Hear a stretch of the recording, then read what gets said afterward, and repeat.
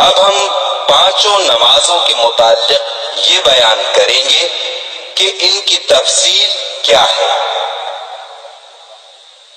فجر کے وقت 2 رکعت سنت، پھر 2 رکعت فرض۔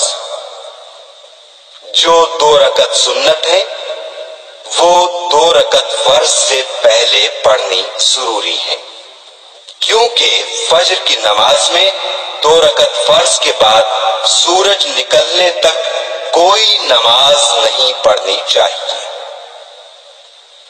ظہر کے وقت پہلے 4 رکعت سنت موقدہ، پھر 4 رکعت فرض، پھر 2 رکعت سنت، اس کے بعد 2 رکعت نفل۔ عصر کے وقت اگر وقت ملے تو 4 سنتیں غیر موقدہ پڑھ لیں، ورنہ 4 رکعت فرض کافی ہے۔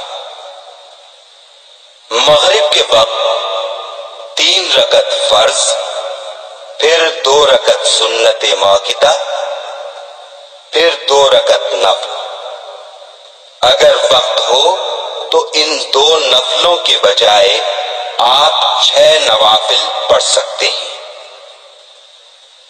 عشاء کے وقت بہتر یہ ہے کہ پہلے 4 رکعت سنت غیر موقدہ پڑھ لیں، پھر 4 رکعت فرض، پھر 2 سنتیں، پھر 2 نفلیں، پھر 3 وتر، پھر 2 رکعت نفل آخر میں پڑھنی چاہیے۔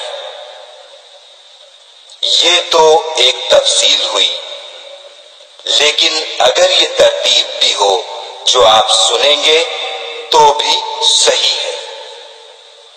یہ ترتیب جو آپ کو بتلائی جا رہی ہے، اس ترتیب سے بھی فجر، ظہر، عصر، مغرب اور عشاء کی نماز ہو جاتی ہے۔